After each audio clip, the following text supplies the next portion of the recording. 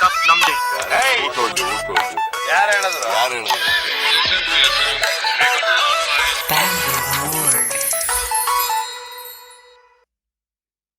Mr. Roshan Thyagarajan, welcome to the podcast. Thank you so much for doing this. Thank you for having me over. Oh man, my pleasure. When I heard, of you through Naveen, and he said there's this young man that I know, and he could be interesting for the podcast, and I said, yeah, please, because that's what this podcast is about. Like I was telling you, right? It's just me sitting and chatting with people of Bangalore, and just trying to figure out who they are, how they are, and through that, trying to understand maybe the Bangalore vibe a little better when people ask me what this is about. And so it's always a pleasure meeting someone new from a different walk of life. Yeah, so thank you. It's my privilege to have you. Thank you. It's an absolute honor to have to be hosted like this. It's wonderful. The setting is very cool. Thank you. So tell us about yourself. What do you do? Who are you? Who is Roshan Thyagarajan, if I may ask? I don't know if I want to be defined by my job, but let's start there. I am a journalist. I work with Deccan Herald. I'm a sports journalist. I've been one for the last 14 odd years now. More importantly, I've been a basketball player all my life. For the last 20 years, I've been playing basketball. You look it, man. You're six, you just said you're 6'1", right? Yeah. You have that. You have the frame. You have the build of a basketball. I will tell my coaches. I'm not an athlete, but yeah, basketball. Yeah, so that's I think that's one of the things, right? So I didn't focus on basketball entirely. So there's a point when I was very, very heavy, 115 kilos, kind of heavy. Wow. So after a surgery that I had an ACL surgery in 2010. ACL is what, in the knee? Yes, okay. My knee, my left knee was facing backwards. Wow. When I was playing a basketball game in 2010. How did that happen? Hasn't it happened? Yeah, it was in a game. It was during a game. So I went up for a jump shot. The guy who tried to defend me, I thought I could hang there. Clearly I can't. And I landed very awkwardly and was facing backwards. And so I came back thinking it's going to be okay. Turns out it wasn't. Every time I walked, there was a jerk. Every time I turned, it would come off. Wait. When you landed awkwardly, you felt something was off. But I'm sure in the rush of adrenaline, you may not have felt much. But then, how did that? I mean, your knee went the other way. I knew exactly what happened because unlike, I've been through pain, right? You've twisted your ankle, you've bust your neck, you've done all sorts of things when you've been playing for so long. But this is different. Like I knew because my leg was 3 times the size. My knee was about 3 times the size. Did you continue the game or did you get off? I tried. Okay. I tried to convince my coach. So this is an amateur club that I've been playing for, the Indranka Basketball Club. And when did this happen? 2010. Okay. And I've been playing for them for so long. And the coach knows that even if I do go through an injury, I'm just going to come back. And I tried to hobble around a little bit. And at the end of it, I said, no, I can't do this. Took like 2 months off. Said, okay, you know what? It's gonna fix itself. Right. You know, when you're young, you just think it's gonna fix itself. Yeah. I didn't realize the extent of the damage. No, not at all. Okay. Not at all. I was the last person to think that I was gonna have an ACL tear. Next thing I know, I am at the Kantidwa Stadium, indoor stadium. We're playing finals against some team during practice, the warm-up runs. I went up for a dunk. And I landed off and it came out again. And that's when I knew it was bad. Oh, what do you mean by it came off again? It was hinging. So it was literally just hanging off this. Oh, right? My God. So at that point I was like, yeah, I'm done. Like I'm done for now. Going to the hospital, talk to the doctors, and they're like, yeah, you need a surgery. It's about, you just can't avoid it. So they said, of course, there are people who've not gone through the surgery route and they've been okay. But they can never play. And I was like, that's not an option. It's just simply not an option. I was, 21? Just not an option. You wanted to play? Yeah, I wanted to continue playing.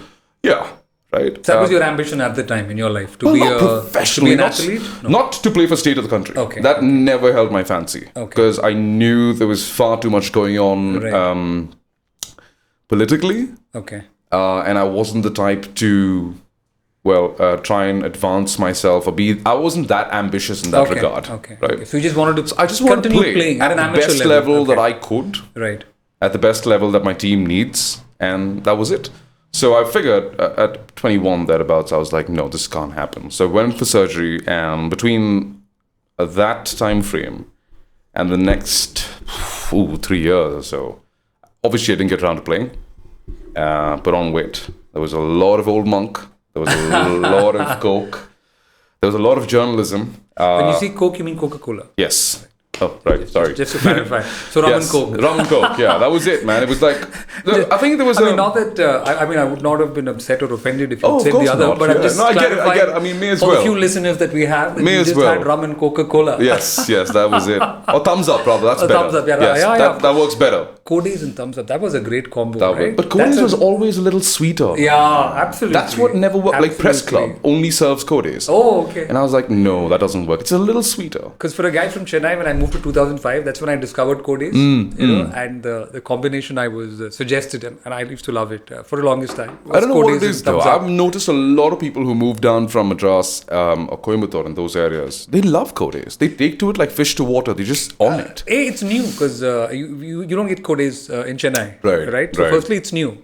So it's like. But it's sweeter. It is. Which I think eventually that's what puts you off. That's why it doesn't hold a candle to Old Monk for that reason, because Old Monk has just the right amount of sweet and bitter. Codes is a touch sweeter, and add thumbs up to that. That's just now it's beginning to sound like another podcast altogether, but.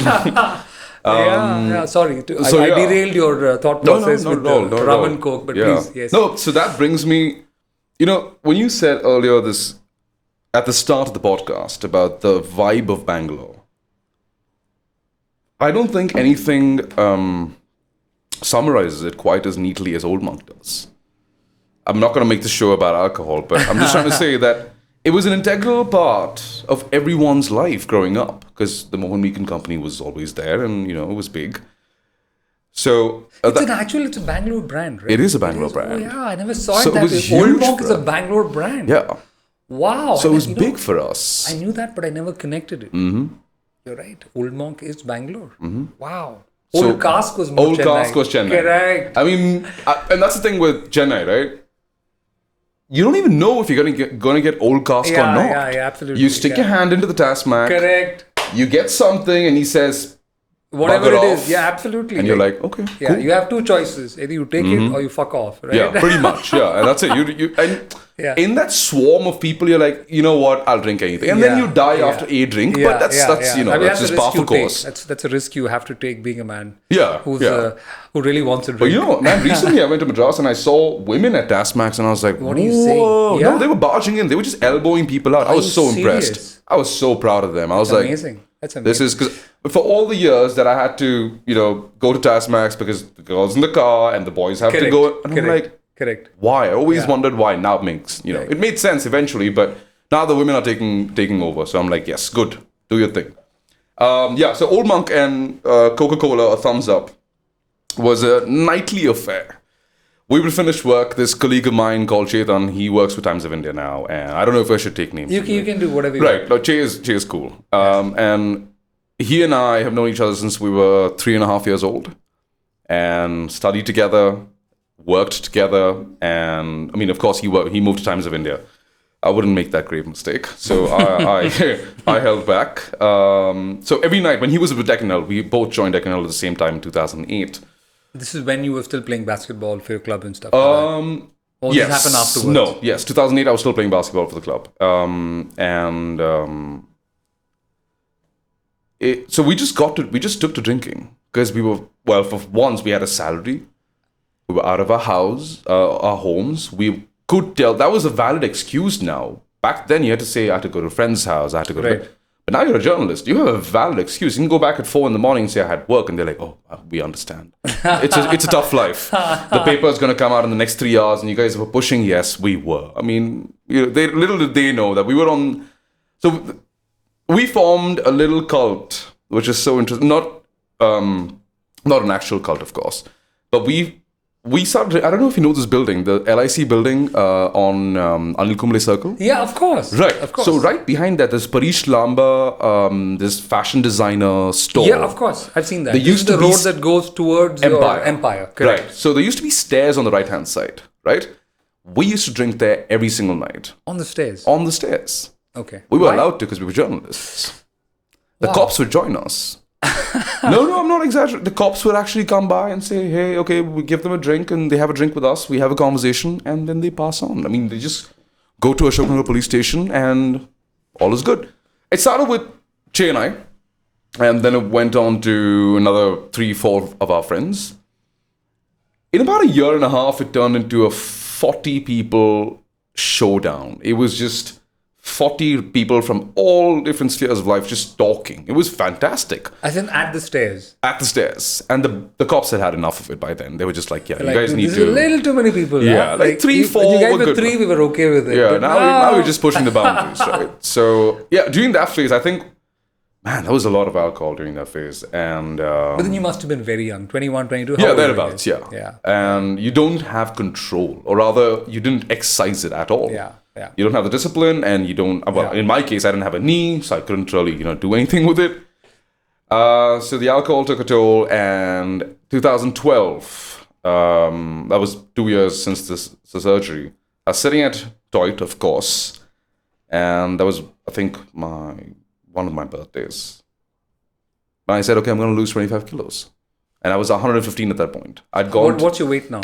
Which is probably a good weight. This is probably 76. Oh, so this is your natural lean weight. Yeah, it fluctuates between 76 and 78. Yeah, I think for somebody who's 6'1", that's pretty lean. That's a good lean weight, right? Yeah. And then you were 115. Yeah. Wow, you must have been fat. Yeah, that's exactly what I used to say. But people were like, no, you can't say fat. And I'm like, hey man, I'm calling myself fat. Leave me alone. Wait, if you're 75, 76 now, 115 is 40 kilos I dropped more. 40. What are you saying? Yeah. Wow. That was fun. I mean, it wasn't fun to begin with, but it became a lifestyle after that. So wait, the 40 kilos, what you're trying to say is you went from and you were young, so you must have had your lean mass that you had now. So you went from 75, 76 kilos to 115. I went from 68.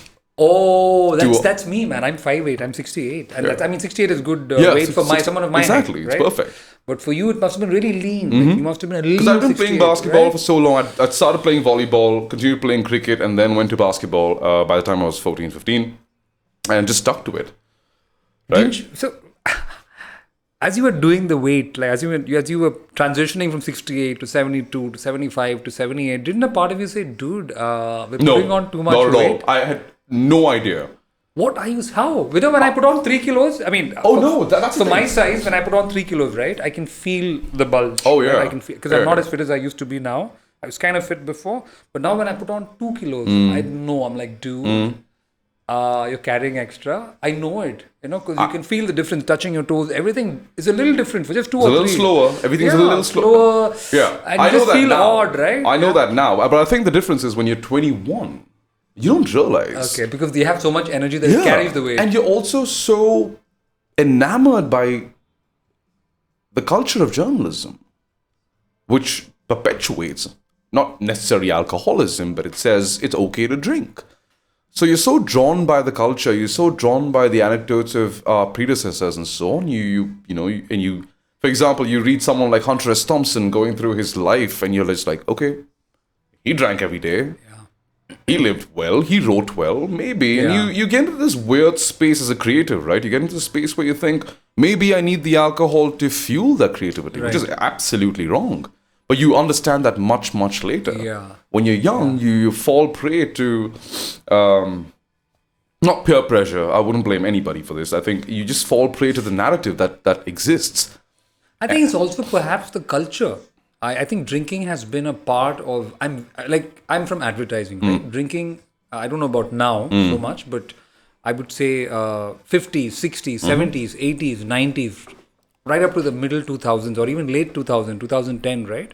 Drinking was just a part of the culture. It wasn't excessive. It's just advertising guys. In the evening they go just sit in CD bars and talk absolute rubbish about their small little industry, getting pasted and, feeling cool, especially if you're a young person who just joined the industry. And because I think guys, I think I'm probably half a generation ahead of you, and guys who were like a couple of generations ahead of us, they were alcoholics, man. They were alcoholics who used their work or their line of work as an excuse to be alcoholic chain smokers, and because medical evidence had not arrived as yet that this was really bad for you. People just were okay with it. Yeah. No, but I mean, I do agree with you. I agree with you in the sense that the culture perpetuates diseases like alcoholism. I would never call it anything but a disease, right? But the problem is that people forget sometimes, and they tend to make their job or the intensity of their labor a virtue, and then subsequently go on to call it stress, which is absolutely incorrect. If you're sitting at an office, a government office at that, for 9 hours, you're not stressed actually. You're just sitting, right? And advertising is a very stressful job because you have deadlines, you have things you need to deliver on. And so is journalism to some degree. It's still no excuse. That maybe, and this is my thing, it almost feels like alcoholics gravitate towards journalism. That's what it feels like at this point, right? There's like this subliminal push. You feel like, okay, I can get away with this here. I can't get away with it anywhere else because if you were working for an IT firm, if you're going to be drinking till 3 a.m, you're not going to report at 9, right? Yeah. But in a place like journalism or advertising or whatever, all of these creative spaces, you're allowed to. Correct. I don't know about journalism, but advertising, the culture has definitely changed now. If you look at the last decade, I think alcohol is still a part of the culture, but it's not cool to be an alcoholic anymore. Right. Like in my time, when I was really young, when I was in my early 20s, all the cool guys did some shit when they were drunk. Yeah. And that was folklore, you know what I'm saying? Course, yeah. Today, that's just retarded behavior. Like, dude, that's not cool. Like, even I would say that, dude, that is not cool, you know? But at that time, in that culture, in that era, those were the urban legends that you laughed about at parties, you know? And it's the same thing with journalism, though. It has changed significantly in the last 10 years. My contemporaries, everyone's into fitness. They all drink. Absolutely. Fantastic. They all drink. But they drink to enjoy a time and a space. Right. They don't drink to, not as a coping mechanism. To get pasted and lose consciousness, right? And I don't know, man. I just thought of this, though. Maybe, just maybe, women getting stronger at home, telling them, hey, buddy, has really impacted that. I'm sure it has. It has impacted me for sure. I was never a huge drinker. I tried to be, you know. I mean, just to digress, I think it also has to do with your physiology. Some people, the chemistry of alcohol, right? Just works with some people so much better, and they have such a stronger experience, and they're just drawn by it to an extent where they can't control how much. Are you talking in terms of processing it? Are you talking in terms of the way... the biology, the way the chemical reacts with your own system. Right. Some people have more pleasure than others. Same as smoking, right? Some people find smoking extremely pleasurable, right? But it's debatable for some. Like me, I'm not a big smoker. I don't even like it, right? I think it's just the era that I come from that once in a while it's so hard not to, smoke one. But I have friends who love it. Right. Like it's not just peer pressure. It's not just a habit that they're addicted to. They're addicted to it because they enjoy it. Yeah, like I'm one of them then. I love it. I mean, there's no reason for me to quit. So which means the tobacco and the nicotine probably reacts better with your physiology and gives you a better experience. That is interesting. I never thought of it that way. Like Apparently, it is partly genetic, but it has more to do with how your body reacts to things, and it differs from person to person.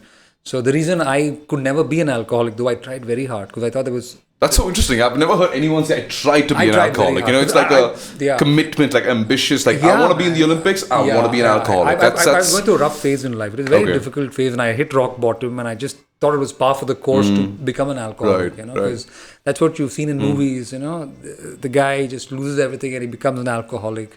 And also it's a perfect excuse. Like now I had the excuse to drink, right? So I said, I'm going to hit the bottle and I'm going to be one of those guys. You're going to find me lying in the gutter. I think the physiology, the biology didn't support it, and B, my middle class upbringing, man. When I hit that redlining moment, I can just see my dad's face abusing the heck out of me, saying "fuck you." Yeah. That too in Tamil. Yeah, of course. Saying? Oh, that sounds much nastier. Yeah. Like, oh God, okay, fine, Also, I think the problem with alcohol, and this is the biggest problem with alcohol, right? No matter who you are and where you're from, it always makes you a worse version of yourself. 100%. Right? 100%. And after you've made a fool of yourself a few times, you're like, dude, come on. I mean, that is not cool. You tell yourself. And that also helped that's me. you being introspective. I know a lot of people who've been doing this for God knows how long. Yeah. Never once have they thought that. Yeah, Never but, once but have if they you thought. ask the people around them, they'd be, for sure. after a point, they're just avoiding these guys, man. I didn't want to be one of those guys, whose friends, Right. Because I've been that guy who run away from friends, because I'm like, I think it goes back to middle class upbringing. I've always been the guy in the group who, after a point, figures that the group is, things are going out of control. So I just sober up really fast, whether I want to or not, because I know shit's going to go down soon. So I was that guy, Right. So for me to become the other way around and be a nuisance, and I've been that as well. But then after the first 2-3 times, you're like, man, this is not the guy you want to be, Yeah. But again, I think I can't pat myself in the back for having been so disciplined. It's just, I think the physiology helped. The fact that I like drinking when it's just that happy high. Right, yeah. Once After you get to anything that beyond point that where is, you are sozzled, yeah. no, Then there's no coming back. I mean, coming it's interesting enough. So I didn't mind that space because I was going through a lot of mental turmoil, right? Not just in regard to the fact that I may not get to play again. Because 2012, I was covering Ranji Trophy and I was in Hubli. I must have eaten God knows how much. Another colleague of mine, a journalist from Hindu, loves eating. Right? He loves eating. He genuinely, and I do. I've never been. you're not a foodie. I'm not one. Neither am I. I'm like, it's for sustenance. Yeah, I'm good. Right? That's it. Yeah. This guy was a food guy, so he kept ordering things. He kept telling me, "This is what you need to eat," and I was like, "Okay, cool. I'll eat it." And then at one point, I knew I'd gone beyond what I should have. And I think that's when it hit me that the weight was on me. Because I'd eaten far too much. And even my rational brain just couldn't understand how I've eaten that much food. And I came back from Hubli and I stood on a weighing scale in Bangalore and I was like, all right, this is too much. Oh, that's when you figured. So that was the moment. That was the moment, 2012. 2 years after everything, I was like, this is it. So that huge meal you had in Hubli made you want to check your weight. Oh, it wasn't a huge meal. It was a huge meal every single meal so, for okay. 6 days. Oh, so like he made sure that every meal was an excessive one. Like you guys belted every meal. This is so weird that I may have to thank him for this. But yeah, it happens because when you're with someone who loves alcohol, you end up drinking more. When you're with people who love food, you end up eating more. Yeah, that's true. Because your eyes want more than your stomach does. Yeah, that's true. But your stomach doesn't know when to stop. Yeah. And also having been someone who's played for so long and eaten everything, you don't know. It's so difficult to cut the calories when you've been playing all your life and you've been consuming anything and you burn it off. Yeah. But then you stop burning and your body still craves the food. Yeah. What do? I used to play soccer when I was in school. I mean, not that I was amazing at it, but for most of my life I played soccer, right? And I, like you said, at that age and with that metabolism, right? You could eat whatever you want. You can eat, and I used to eat a lot of food. I mean, I wasn't a foodie, but I could, when the time came, if Sadam and sambar, give it. No, I was more a... Oh, you're a chapati person. No, I was more a carnivore dude. Oh, okay, fair enough. Biryani, chicken curry, right. anything to do You're not a rice person per se. Not really. Okay, Not really, but it wasn't the rice. If it was biryani, yes. Yeah, okay, sure. Huge fan of biryani, right? But as time goes by and you're not playing anymore, you're like, okay. Starts sitting on you. Okay, all right. It's time to, you know. But but I think I was lucky till my early 30s. Right. That's when I think the body started. Till then I could eat whatever the heck. Till I was 32, 33, I could eat anything and I managed. But not now. Now I think if I went excessive for like even 10 days, Uncle Bod just starts all over again. And I would like stop eating to become non-Uncle Bod, Yeah. No, man, I mean, and this is the thing, right? I have such a toxic relationship with food now because of that. It's difficult. It's really, really difficult. Difficult for what? To go through your day. Because when that happened, right, I put on the weight and I said, okay, I'm going to drop whatever. 25 was the initial plan. I went through hell. I dropped 25 kilos in 6 weeks. Right? I just went ballistics. I would work out like 8 hours a day, and I didn't sleep. I probably slept 2 hours a day or 3 hours a day or something like that. Because you're working out. I was just working out. I worked out incessantly. Right? I had, for some reason, at that point, I just reached the threshold. I was like, I'm done. I can't. I just need to do this. And I don't know what it was. I do believe that there's a lot of baggage that I carry as someone who had a fairly difficult childhood that I never addressed. But this felt like the right place to address it somehow. Right? Just expending energy so much that you don't have energy to think became... so in a way, I was addicted to working out the way I was addicted to alcohol. So I quit alcohol for about 2.5, 3 years, and the working out process became the alcohol.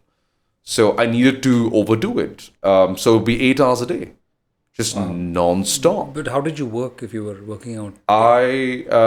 So thankfully my job allowed me to do so. Because we start work at 3 in the afternoon. Oh, okay. Right? Okay. And we close by 11.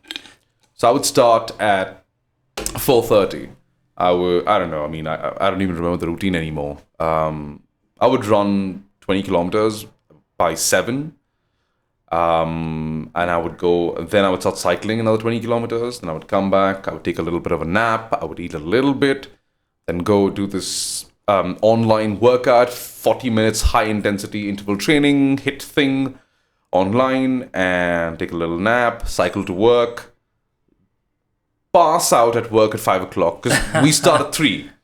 We finished most of our work, the initial work, in like a 2-hour, 1-hour span. Fall asleep, wake up, start work again, finish, cycle back. 45 minutes of another high intensity interval training workout at home.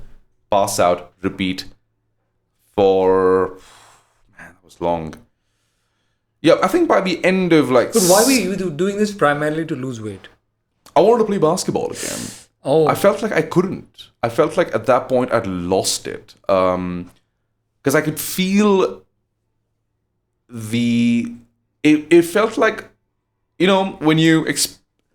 fresh ice cream, when you expose it to sun and the first move, it sort of folds over. I felt like that guy. I felt like the Benetton man. And I was just like, man, this can't happen. This is not me. I was such a young, skinny boy growing up.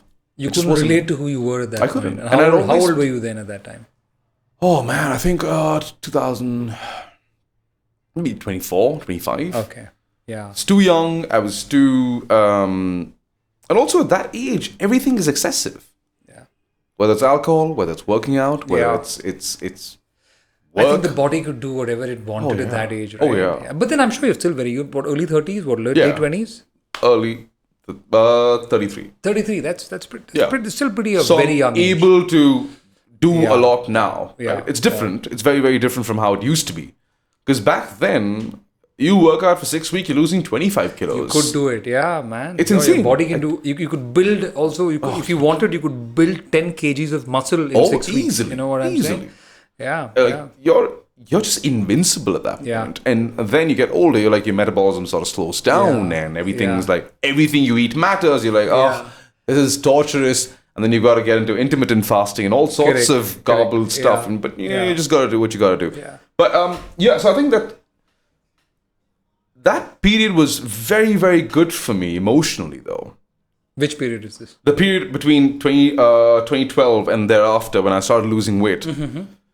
Because I'd spent so much time by myself, which I never had the chance to. Because I was living the Bangalore life. And the Bangalore life is filled with color, with vibrance and life. Back then, in fact, Bangalore was a more fun city 8-9 years ago. It was beautiful. No? It was magic. Yeah, it's in that sense, I think in a way it's changed for the worse. It's not as fun as it used to be, in my opinion. Not that I go out much. Of course. I don't go out much. I'm not a party guy. But from what I'm seeing and what I'm feeling around me, it's not the party capital that it used to be, Bangalore. Oh yeah, man. I mean, I'm glad we digressed from that to this. This is beautiful. Because Bangalore was about connection, was about people, was about conversations, was about different lives. Because from what I remember, it used to be about who are you? It used to be about what do you do? It used to be about, okay, I will tell you what I do. And genuinely sitting down, asking questions that mattered. I still see people these days when they say, how's it going? And they turn away and they walk. And I'm like, if your intention was not to have a conversation, then why bother? You know what I'm saying? Yeah, as in people don't have the time to connect anymore. Yeah, it's too fast. Everything's moving. Okay. And they think movement somehow gets them somewhere. But the fact of the matter is, it doesn't. Right? It's like, I still go to Jayanagar sometimes, and in those areas, I still see those old Bangaloreans. And it's like, you guys are dope. You guys are so dope. It is chill. It's mellow. It reminds me of everything good in Bangalore. Not to say Bangalore's bad. It's the pace of which it's moving now. In fact, I was in Bombay recently, and I've almost felt like it's getting to Bombay speed. Right? It's moving. Of course, I mean, not certain it's areas. It's not there yet, but it's yeah. not But certain I know what areas you're of saying. Bombay. Yeah. Like, of course, if you look at, say... No, Mumbai is crazy. Whenever we discuss Mumbai, even on a few podcasts we had to, Mumbai is a crazy city. I did not know that. It is crazy. So whenever I've been to Bombay, it's always been, say, Pali Hill or Marine Drive. So I was always cush and living this very cozy life and like, oh, it's beautiful. I go to Wankhede and I have a good time. A colleague of mine recently said, oh, no, you should see Bombay proper. And I was like, okay, whatever that means. Took me through Azad Maidan, Cow Gully, to Press Club, via Victoria Terminus. I was like, I give up. This is absurd. It's crazy, man. Mumbai is people, crazy. There should not be so many people ever anywhere in. It's too much. It's crazy. Mumbai is, dude. That is, it's a different animal. It Mumbai is a different really animal, is. It truly is. Yeah. I saw a double decker and I was excited because Bangalore used to have those as well. Correct. Many decades ago, right? Yeah, I was so excited about that. But then I saw 700 people file out of it, and I'm like, yeah, that just killed it for me. I'm dumb. One of my life's goals, which I don't know if I have the patience to do it, is going in the Mumbai local in peak hour. I kept telling myself, I'm going to do it, and I don't know if I can do it anymore because just the visuals of the people. I tried it once, and I used to travel I did it for the just to experience it. I traveled non-peak hours. It was packed, and I can't do it. I've only heard so many stories about how it works. The morning commute on the Bombay local, and it's intense, it's scary, it's bizarre, and I don't know how people go through it every day to both directions, man. What irks me more is the nonchalance with which these people speak about it. Yeah. It's like, I traveled 90 minutes on a local peak hour. One way. Yeah, and they're very nonchalant about it. And I'm like, only recently did we start, for example, my office is on MG Road. I stay in Indranaka. It takes me 40 minutes, right? And I'm irritated. But that's a lot for... It's a lot. Yeah, I think, yeah. Also because they closed off the Gurudwara Road. Really pissed off about this whole thing. Yeah. And these guys are like 90 minutes one way, and they're very zen about it. Yeah. And I'm like, man. They deal with stress and pressure a lot better because they go through a lot more of it every day. It almost, at this point, it feels like the next step in evolution. It feels like they are just better at handling stress. I suppose. Yeah. I mean, I don't think they wanted to, but they don't have a choice. But ironically, we were discussing a little bit of this on one of the earlier podcasts. We were discussing, different cities in India. We were discussing Delhi. We were discussing Bombay. I don't know if human beings are built to handle that kind of silly stress every day, every week, every month, every year, because at some level it changes you at the core. Could be for the better. It makes you resilient, but in some ways it also changes you for the worse because you become all about the hustle. This is what we're talking about, right? Mumbai is it's a great city. It's entertaining. It's full of energy. But it's also about the hustle. Yeah. You know what I'm saying? And if you're not a hustler, the going gets a little tough, And I don't know if being a hustler is something everyone enjoys. I don't. I don't know if it makes for someone who can really introspect at times, Because when you're so busy hustling, it just becomes very difficult to pull back and just think of stuff for a second, Whereas a city like Bangalore, because we're not at that level of activity or craziness as yet, you still have the ability, if you want to sometimes just pause and reflect, saying, hey, what am I doing? Where am I going? Like, what's happening? I think that's one of the benefits to me of living in a city like Bangalore, where the culture still allows you to walk a little slowly, if that's your choice, right? If that's who you want to be, then this city lets you live at that pace and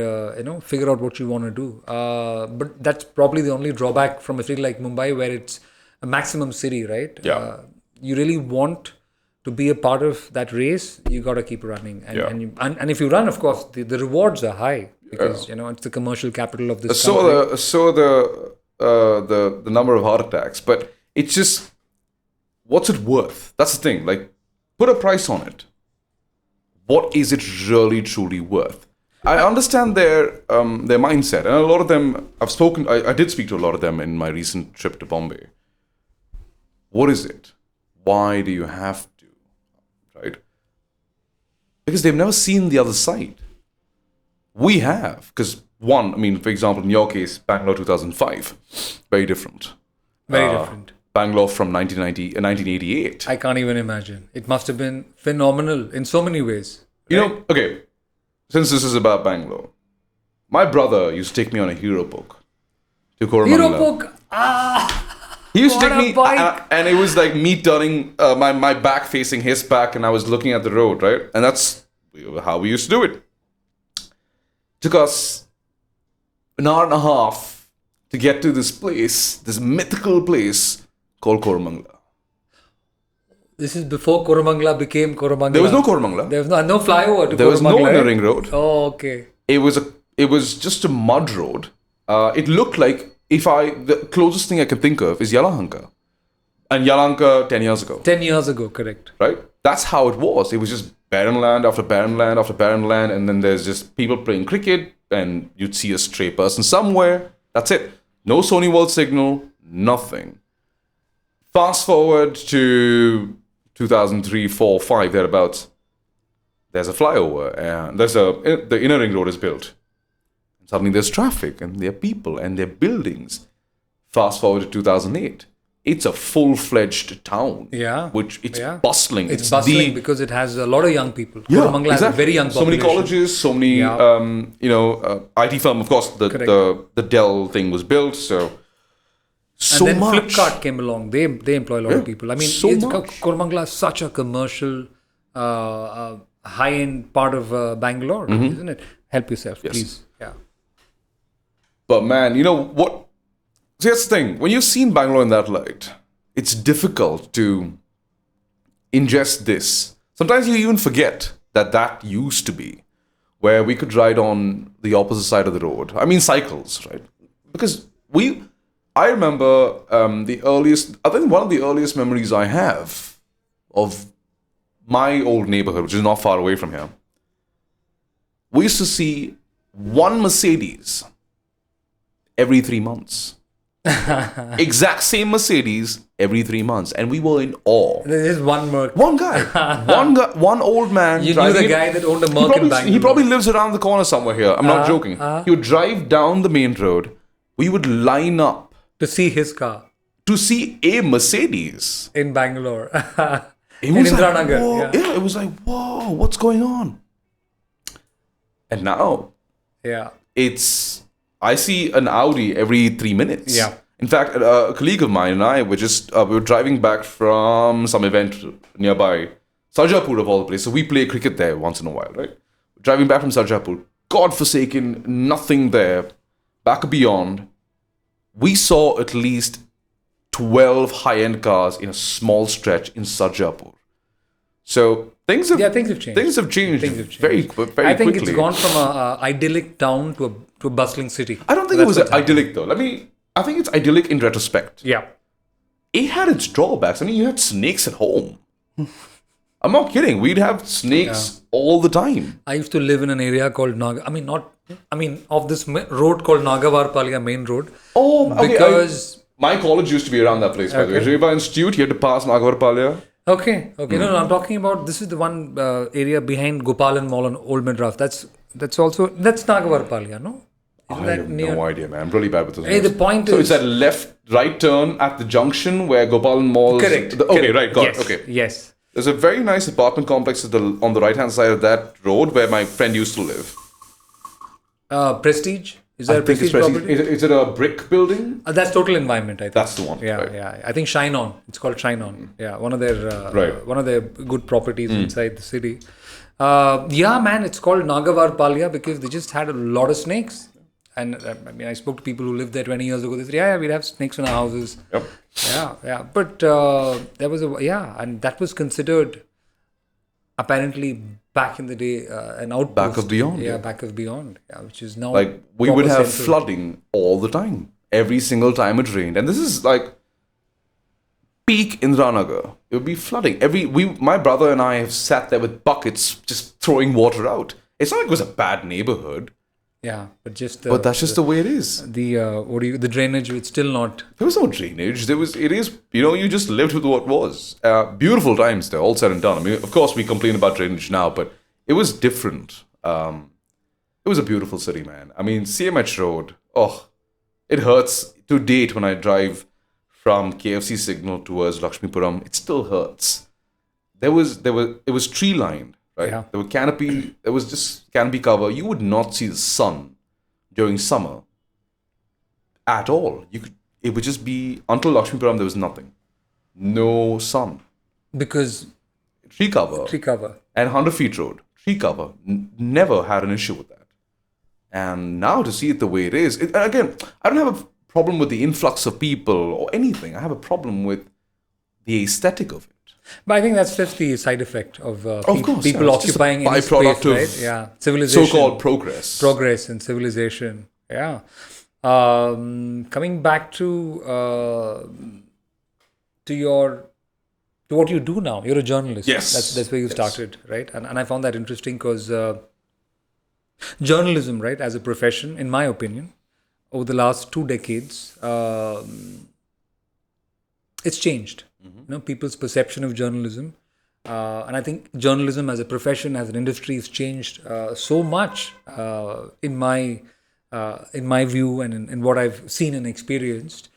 Tell me about it. How did you get into journalism? What drew you? It was an accident. So I'm so sorry to complete my sentence. I was very excited to know that you're a journalist because Yeah, I think there are very few, people who, compared to 20 years ago, the number of people who want to get into journalism, who are journalists, the chances of you meeting somebody who is a journalist today, I think, is lesser than what it was 10, 15 years ago. True. Right? The pay scale is so low that they're just like, Yeah. No, journalism for me was an accident. I was sitting at a coffee shop, coffee house. Of course, I grew up. The coffee house on MG Yeah, Road. coffee house. We used to be on MG Road. Now it's on Church Street. Oh, right. Church Yeah. Street, correct. So I used to go to the one on MG Road, which is now the Titan building. This is outside Deccan Herald office, Yes, right? Okay. it's the same along the same stretch. Same stretch, right? Yeah.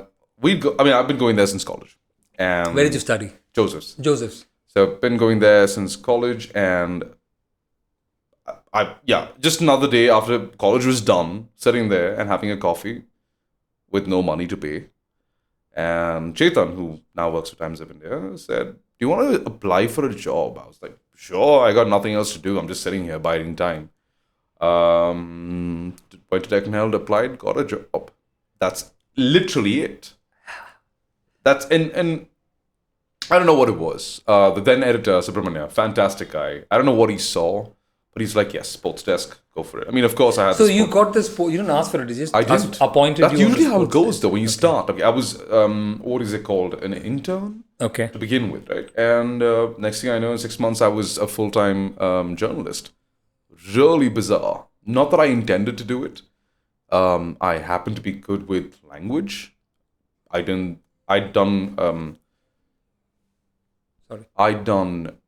a lot, right? Did a couple of years of medicine.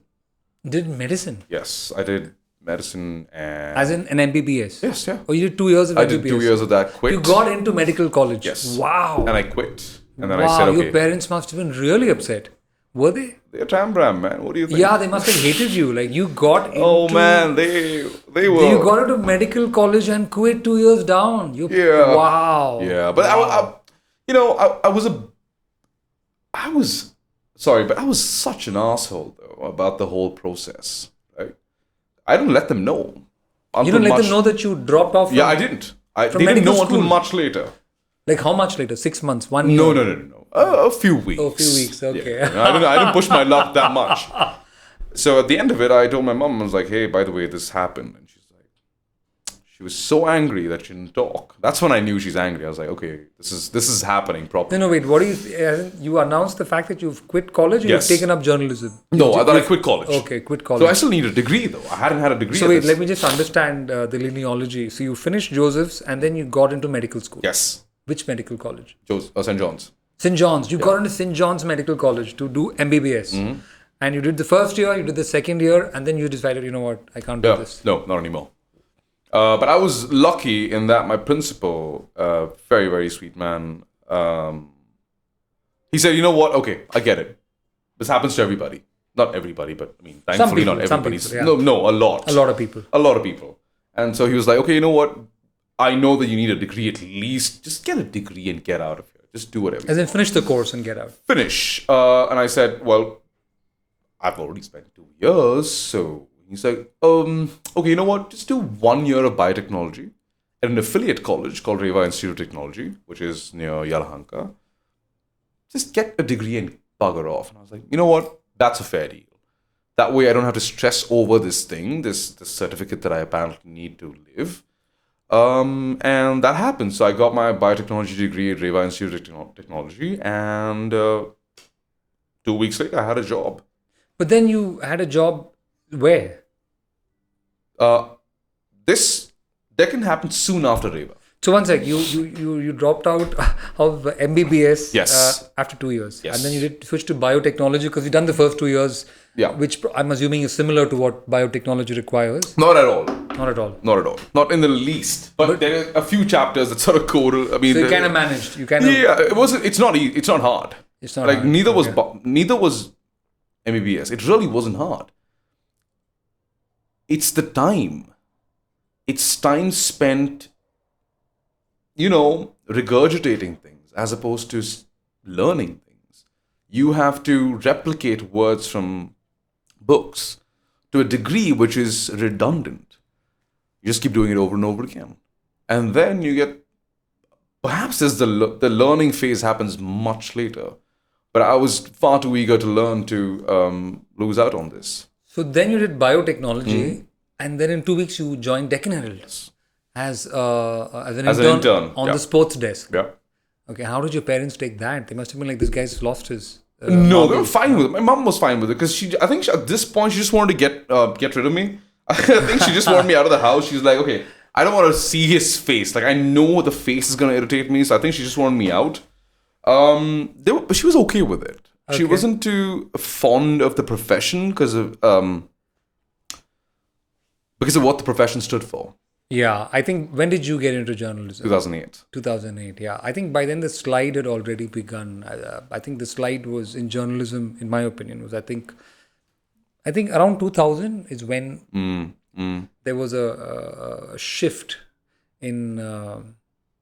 I don't know why I'm saying this, but I feel like the year 2000 was important in many respects for the world. But I think journalism, with the advent of social media and with the advent of technology in people's lives, and I think with the growth and influence of the internet in people's lives, was slowly beginning to fade into the background, but had not yet figured it out till about 2010, 11, 12. Yeah.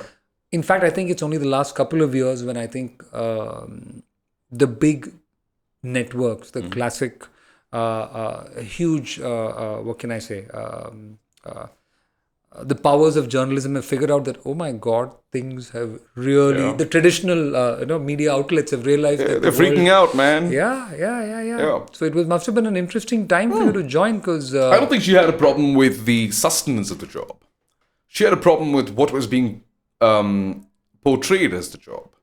Because as far as at that point, she had seen journalists being drunkards. She'd seen journalists being smokers. She'd seen journalists being... Every movie depicts them so. You walk into a press room and it's just clouds of smoke and you have to move the curtains and you... It was a very, very sterile space. It was clean, man. Like, of course, I mean, my seniors spoke about it too. They were like, yes, there was a time when you could smoke here. There was a time when there was a blanket of smoke around here. Not anymore. Things had changed by the time I joined in 2008. So my mum was very, very apprehensive of the profession I'd chosen. And on some level, I was apprehensive too. But I'm sure in your mind, you must not have thought of it as a profession. You probably regarded it as a job you're doing for the moment till you figure out what you wanted to do, right? Or was it... Yeah, to some degree, that is true though. Because I knew that also the timing helped. I knew if it was starting at 3, I had the morning to play basketball. Oh, that's one of the reasons you wanted to. It was very important. Like I actually walked in to pick up my offer letter in my basketball shorts. And my editor, when he did retire, he tells people about this all the time. It's like no one in the history of an interview has walked in with their basketball shorts except that guy. And I'm like, well, I'll take that. Because it's not a profession that suffers fools. It's not good to you. It's not kind to you. It's difficult. It's tough. It's not stressful. It's tough.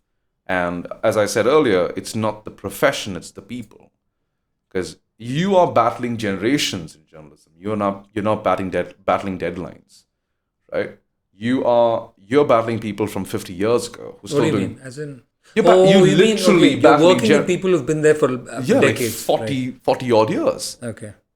Their opinions, if your youthful exuberance comes in the way of their opinion, oh boy, that's just a recipe for disaster. Okay. There's so much, and as a young buck who goes into a space, you learn to shut the fuck up.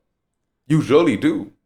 And I don't think the world teaches you that as well as a profession like this, where you really... And not in a... As in you're saying it's very hierarchical. Hierarchical, how do I pronounce it?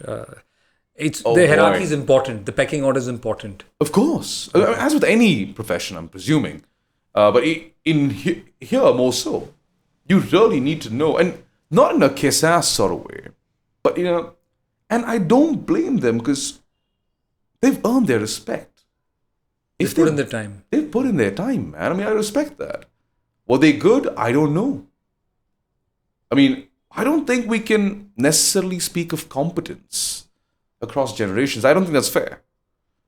I think competence also it's a question of context, right? What was considered competent in that era may not be the same now. Yeah. I think it goes for all things, including sports, including athleticism. Like some of the cricketers who won the World Cup today, they wouldn't pass the fitness test that the BCCI expects you to adhere to, right?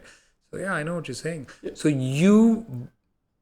So how was that journey? Oh, it's been... You were an intern at a sports desk 6 months, and you were an employee in 6 months, and then you stayed in that job, in that place. No. I stayed with Deccan Herald for 5 years. Okay.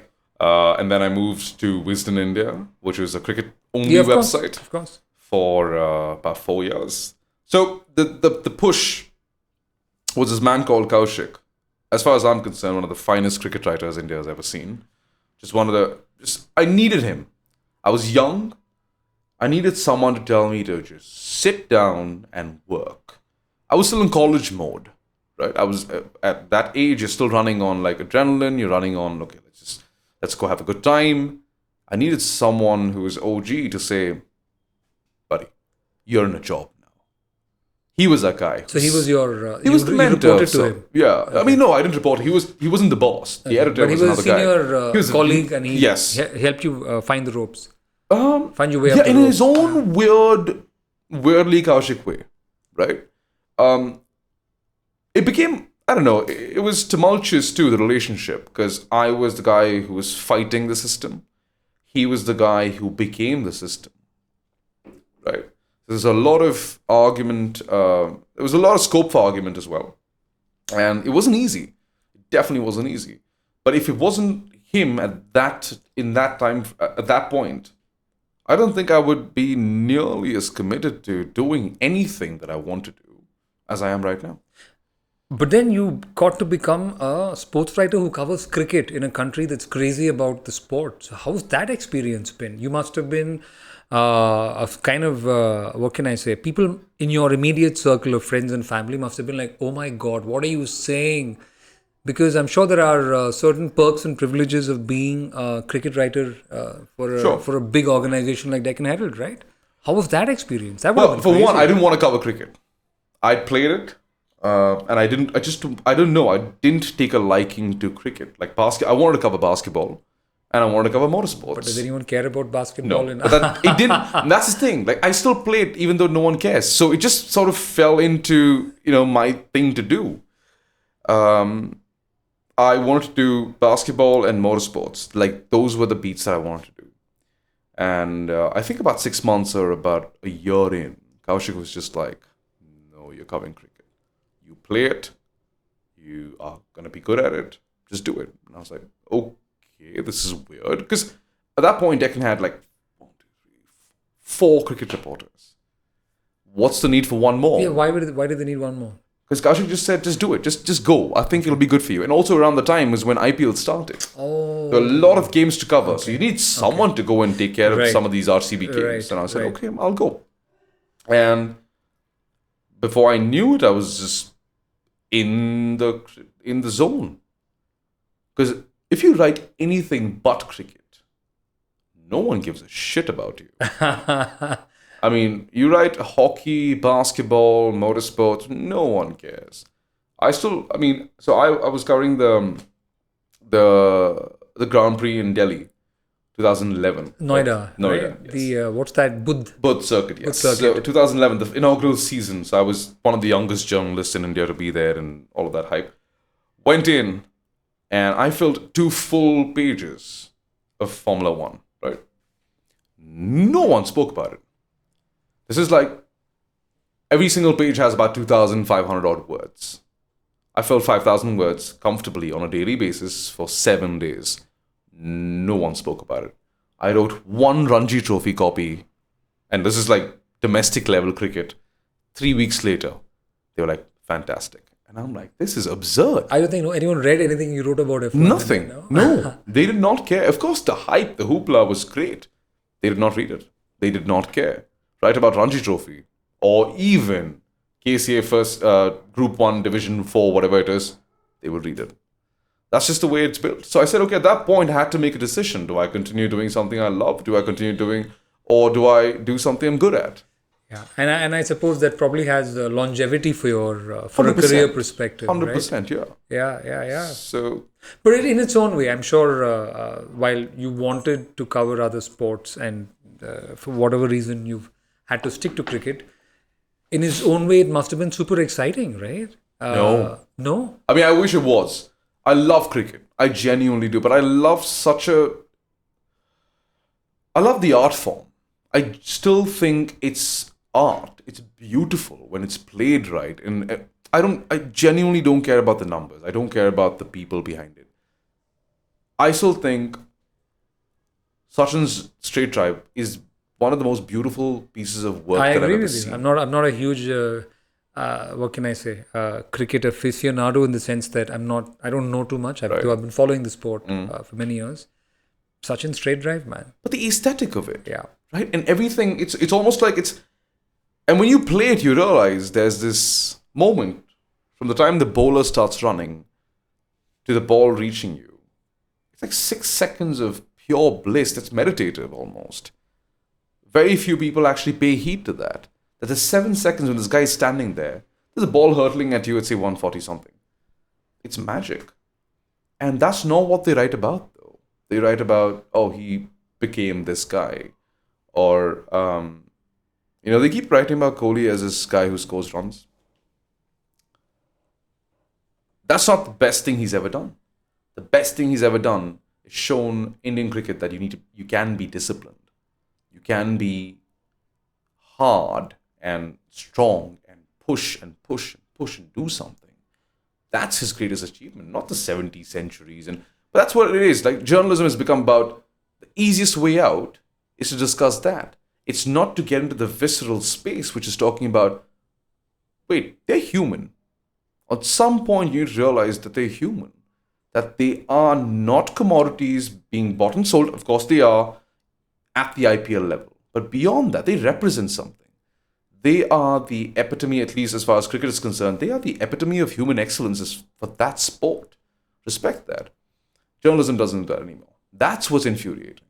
Right about when they say he dropped a catch. Do you even know how tough it is to take a catch at short leg when you're standing 3.5 feet away from a bat when it's coming at? We don't even know. I mean, your reaction time will have to be 2 point something seconds or less than 2. 1.6, 1.4, right? Yeah. How do you? And you say drop the catch. No, he didn't drop a catch. It didn't stick. That's it. So we need to be considerate, and that's one of the reasons I had a problem with cricket. It's just that no one was being considerate. Everyone is expecting these really nice guys to perform like animals. Not gonna happen. So, and I wrote like those people for a very, very long time, because you are told when you join journalism, first paragraph, basic intro. Second paragraph, score, top scorer. Third paragraph onwards, bullshit, right? Took me 9 years to understand that I did not have to do that. So what's changed now? How do you approach it now? I speak about the way it made me feel. What did the moment make me feel? You go into what can I say, the more esoteric aspects of course, the sport? It's like, for example, the recent test match in Kanpur, right? India was playing New Zealand. 5th day, 1 hour. 2 tailenders batting for New Zealand. India trying everything to win the game. They didn't. 20,000 people screaming, yelling, shouting. The umpires are bringing out their light meters. People are jeering them. It was magic. Like, that is sport. Not that they're going at the umpires. Okay. Is that they know what's happening. They're in sync. There were 20,000 people, including, the journalists, who wanted every piece of that experience.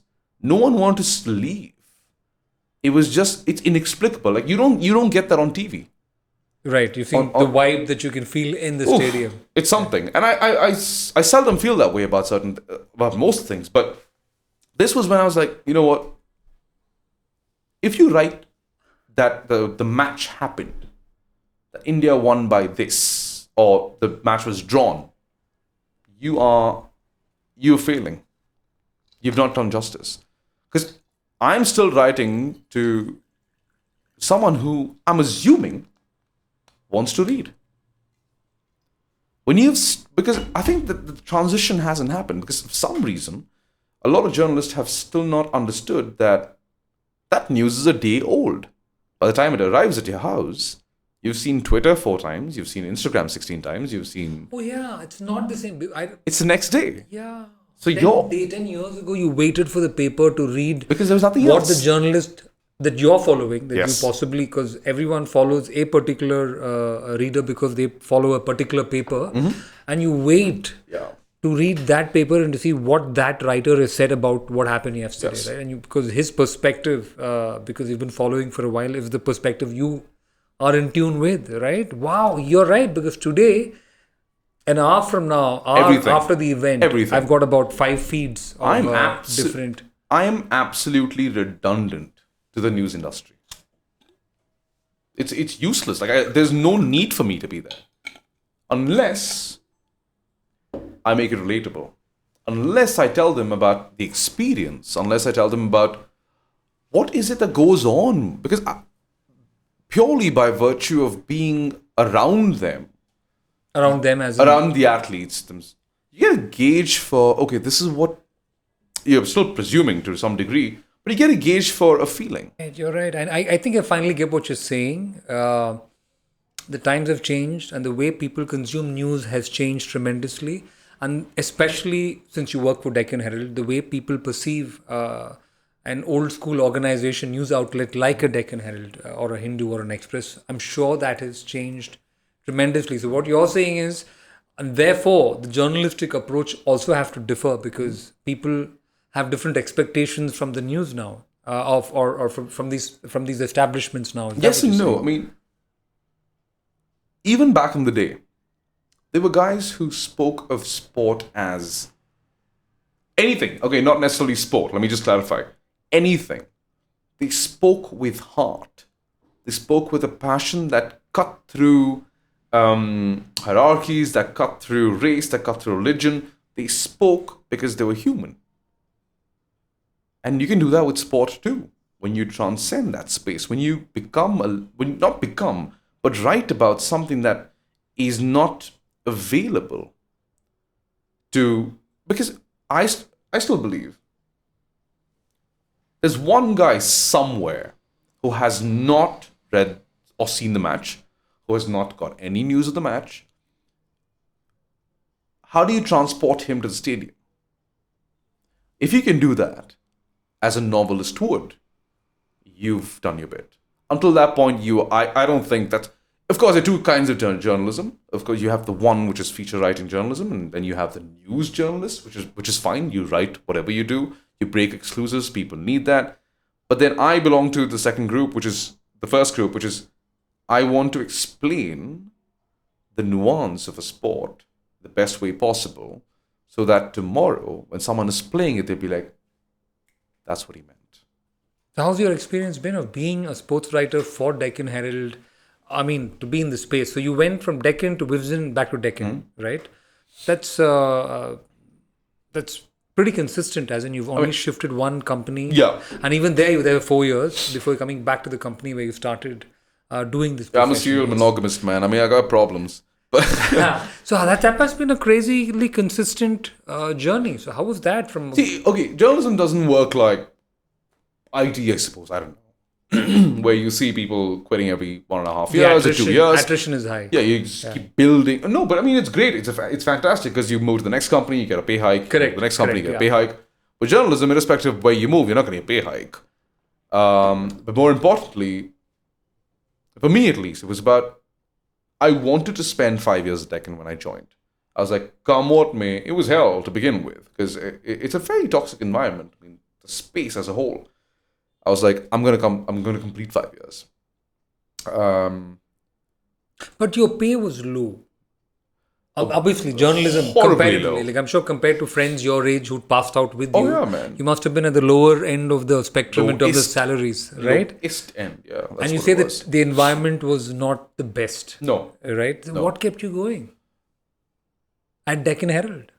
The fact that I could be there, the fact that I was changing lives to a certain degree, I could make that difference. It sounds silly when I say it now, but I mean, I still, on some level, I think very, very subconsciously feel that way. I think I can make a change. Maybe it's one person. And Is it because you could reach so many people? Yes. I know I've done that with a few people. Case in point. This guy called Sendil Kumar, right? Chennai guy, MotoGP rider. Fantastic news. Everybody was like raving and ranting about it in Tamil voice. I was like, yes, beautiful. Had a long conversation with him.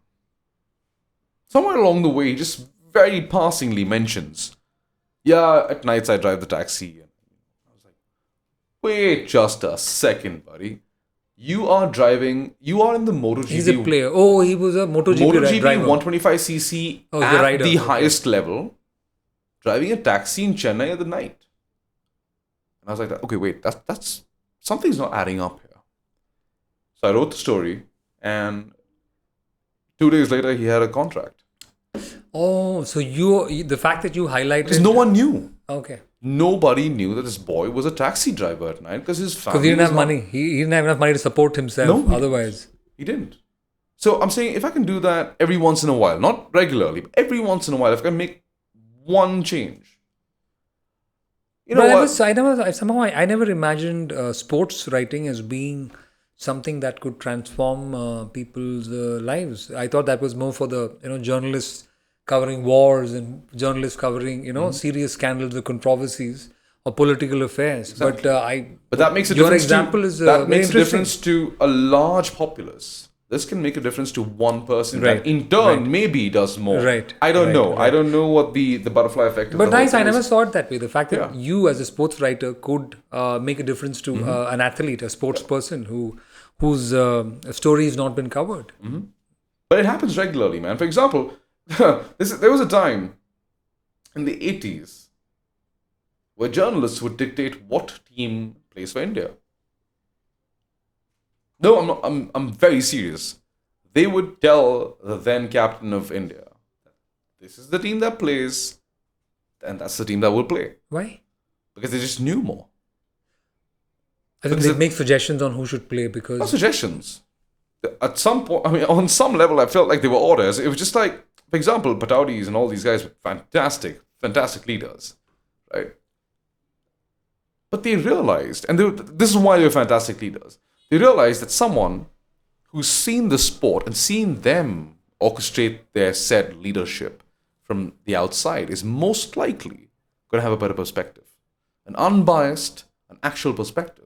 So a lot of these journalists then became very, very integral to the picking of the team. Oh, so they were like advisors. Oh, yeah.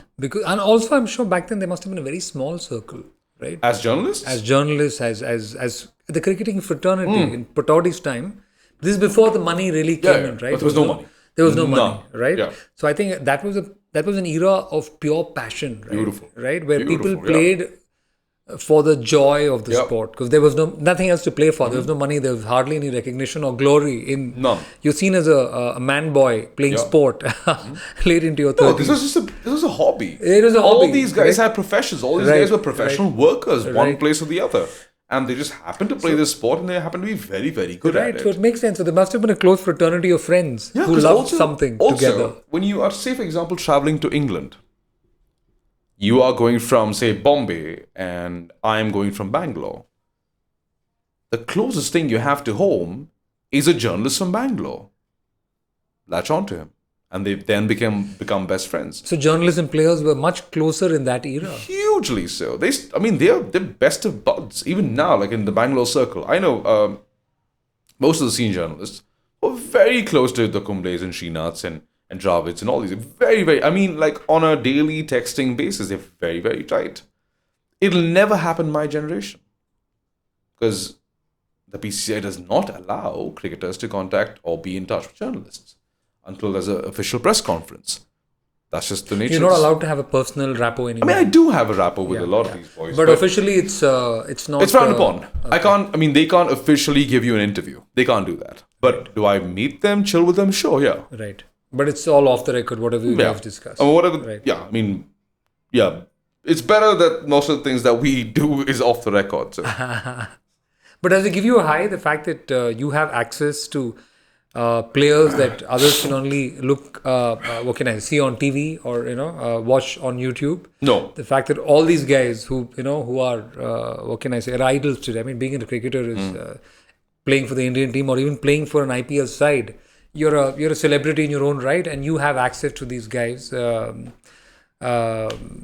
does that make you feel? I mean, does it make a difference, or are you jaded by it, or are you like... No, not at all. I mean, I think a very few times in the profession as a whole have I felt awestruck.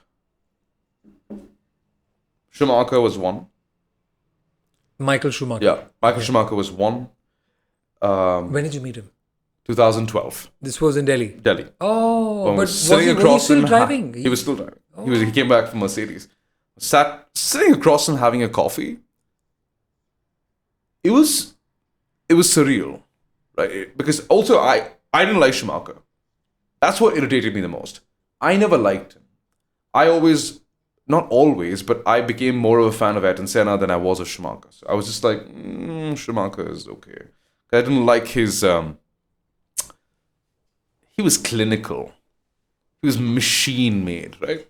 I wasn't a big fan. My brother was a big fan. So when I did meet him, it all came back. But then I immediately saw why they fawn over this guy. Doesn't say much, doesn't do much. I could see why they fawn over him. There's this snow globe of energy around him that you just can't... I can't explain. Sachin has that. And it's inexplicable. I don't know what to say about that. I love him for the batsman that he is. And there were moments when I've hated him for the batsman that he was, or the cricketer that he was sometimes. But that aura is unmistakable, man. Like, Sehwag doesn't have the aura. Doesn't mean he's not great. But some people... Some people have it. I know what you mean. Oof. Huge. I've not done any work with too many cricketers, but in particular, I remember the time we did this commercial with Dhoni. And what I loved about that experience, again, I'm not somebody who's overawed by people, because I think it doesn't matter how big a celebrity you are in your chosen profession, you're just a person at the end of the day. Exactly. Right? And I don't think even celebrities like being fawned upon beyond a point, unless you're an arrogant moron, which I don't think all of them are, right? Some of them are. Dhoni wasn't one of them for sure. Very casual guy, man. Very casual guy, very chilled. He had no airs.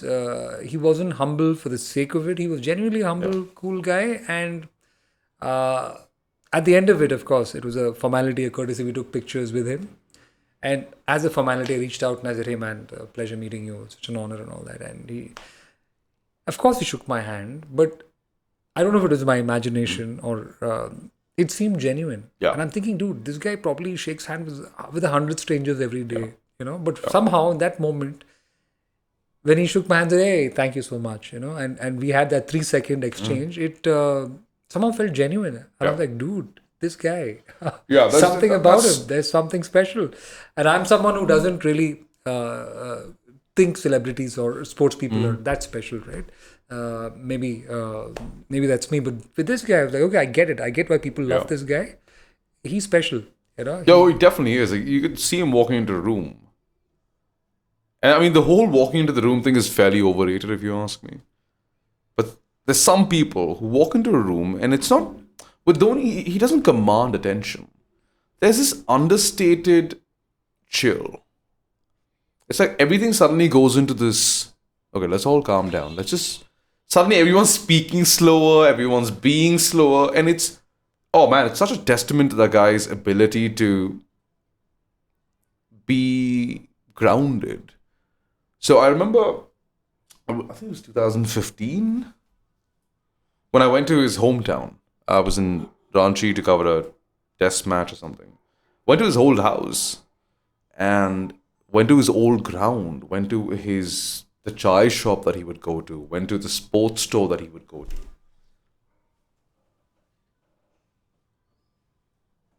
And then you can see why he became who he became. It's small. It's insignificant. It's nothing. Yes, I mean, the astonishing bit is that he didn't let it all get to him. But you can also see why it didn't. Because every step of the way, it almost feels like there's this system that says, his family system that says, calm down. You're coming home for food. That's it. Like right now, he's living 3 kilometers outside Ranchi with a massive farmhouse in his what is that? A German Shepherd and whatnot. He's just doing his own thing. Not bothering anybody. Not bothered. Living a good life. Very, very few athletes ever do it like that. And the guy just he did it like that. And so people can't help but gravitate towards the one anomaly in the bit. So, aren't other players very different? I mean, what's been your observation? Because you've probably seen many members of the team up close, right? They're good guys, but it's very misplaced. They find it really hard because India is a tough place. You mean the Indian team? No, as a country. India as a country is a very tough place to be a cricketer. People don't understand that Sachin hasn't gone to his temple in the morning ever. He has to go at 3 in the morning or whatever that is. That night time when nobody's around, and he gets special permission to be imagine, there. For you can't even practice your religion peacefully. Yes, you call God, but what's the point? Right, and that's the thing. That's the price you pay. It's like this the documentary on Jordan, The Last Dance. I don't know if you've seen it. I have seen it. Okay. I've seen it.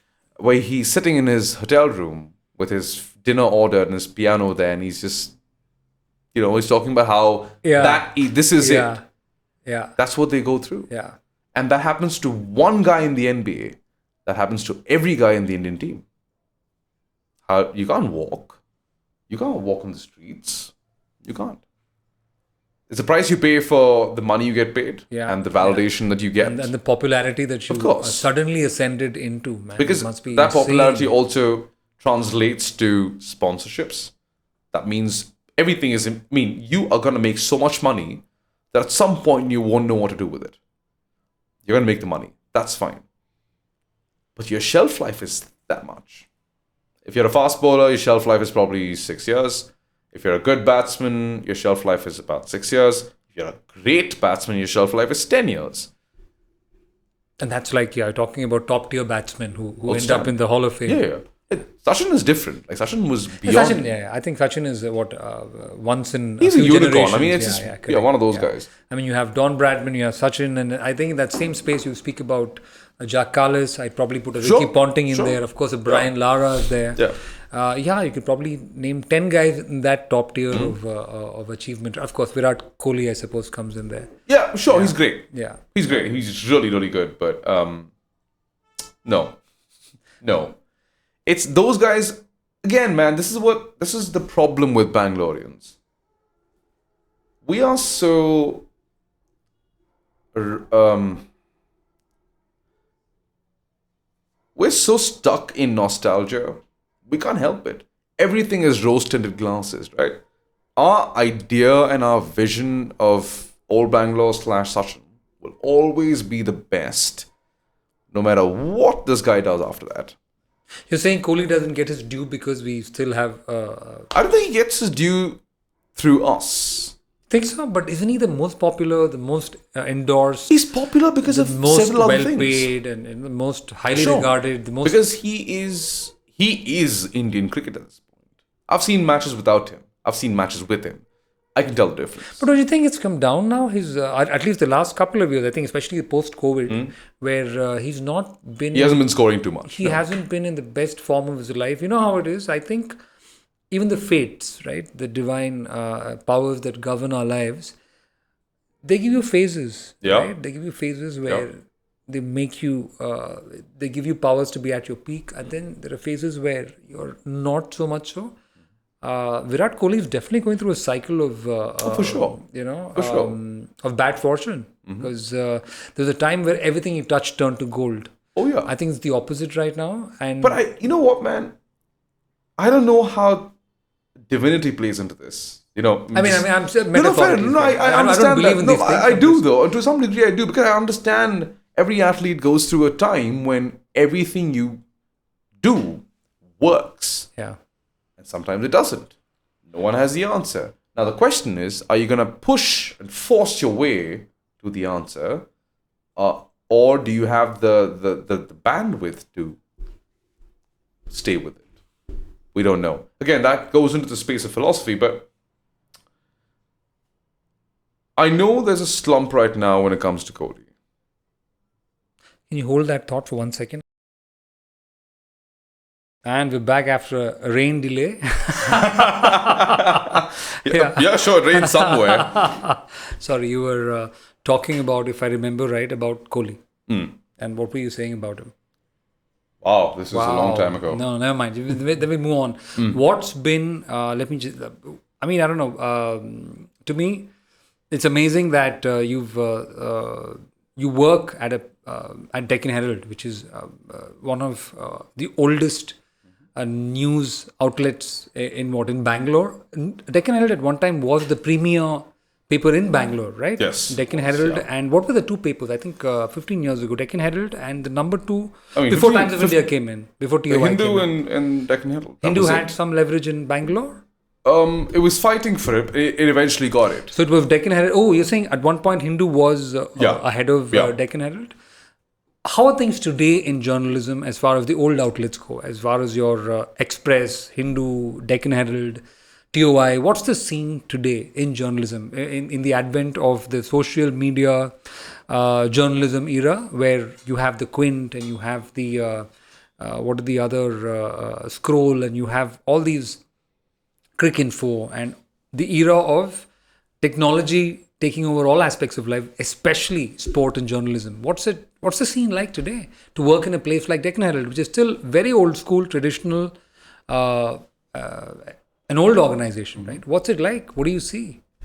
Like what's the vibe like? You working in Deccan Herald versus you being a part of. It's tough because we don't know when it ends. Because we know the end, the writing's on the wall. But we don't know when it is. What do you mean? Explain that. We understand that we are at least 12 hours late. In terms of dispensing the news. Dispensing news. We're 12 hours late. In a day and age where every second matters, 12 hours is a lifespan. Yeah. So we are beginning to feel more and more dispensable. We are beginning to feel more and more vulnerable. It works for me. It's just, I work differently, so it works for me as a space. But as an entity, I don't know. I genuinely don't know what the future holds as far as pure print is concerned. Because if you go by what every activist has to say, we need to stop consuming newspapers. Well, we're chopping down trees to make papers, so, it adds up. So you're saying, I mean, obviously, the era of newsprint, the era of the physical newspaper is probably in its last stages, correct? Yes. Less people buy newspapers today than ever. I don't know about that. Actually, no. So as far as numbers are concerned, I don't think there's a problem. Okay. But why people are still consuming the newspapers is people are consuming newspapers out of habit. Right. So there's a couple of generations that are so used to picking up the newspaper from the front door in the morning, and they still do it because it's what they've done all their lives. Mm-hmm. But there's a guy who's 20 who just sees it on his phone. It's absolutely useless. Like, to him, it takes up space at home, and also we don't have this off late. We don't have a culture of people picking up the newspaper and giving us money for it. You don't have any of that.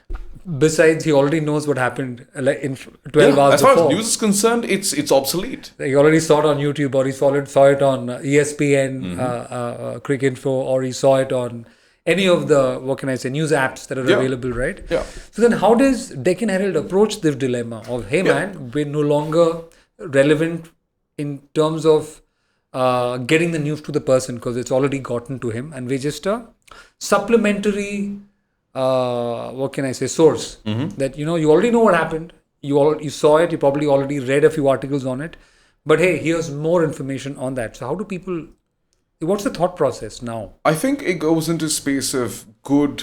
Now we revert to the space of good writing, because good writing is like a book. It transcends time. I don't need to be at a venue. I don't need to be coerced by time to tell me that this is what I need to be doing. Good writing will be read irrespective, right? And of course, Deccan Herald and other newspapers have their own digital spaces, which are really, really good. People like NYT are having trouble. People like Sydney Morning Herald are having trouble. NYT is New York Times. New York. Oh, NYT. Sorry. Yeah. Okay, sorry. Trying to get subscriptions. No one is willing to do it. Yeah. Right? Very few people, actually.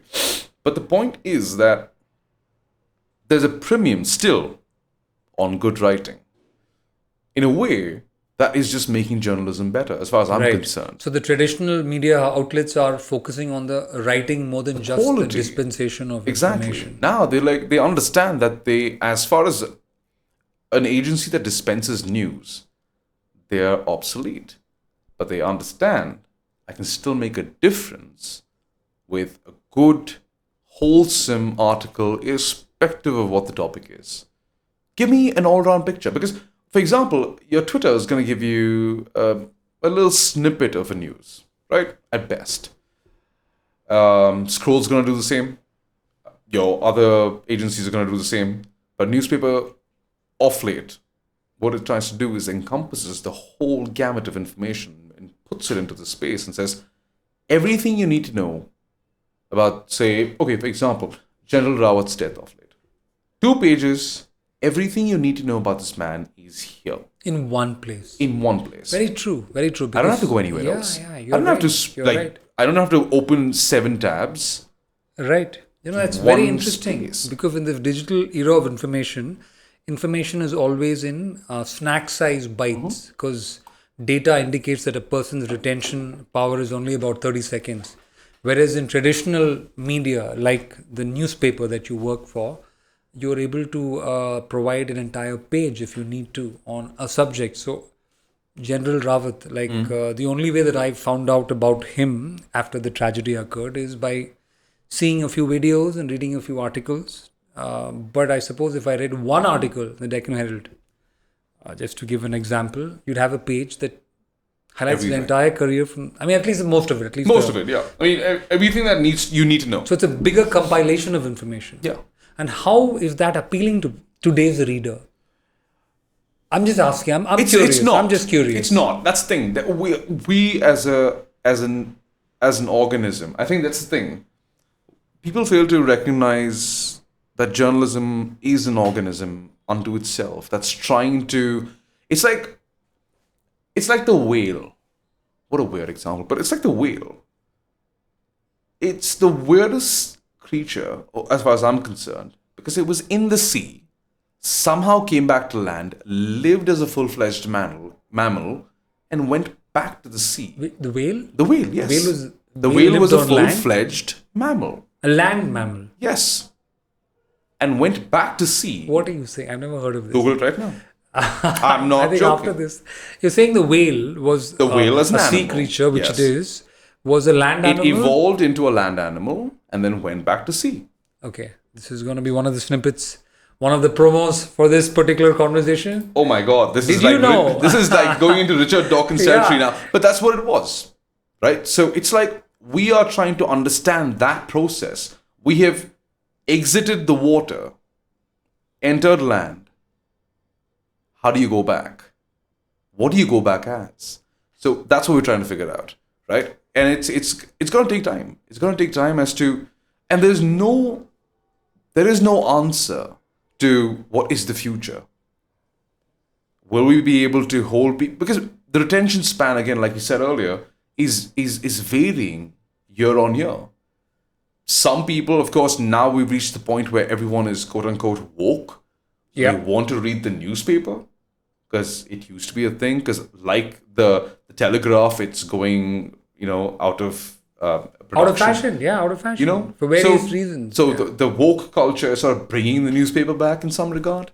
But simultaneously, there's the Is that a fact? It is. Okay. And simultaneously, you have the social media culture, which is kicking up the newspaper. So somewhere there. So you're saying a part of woke culture is trying to bring back print as in consuming the newspaper? It's trying to...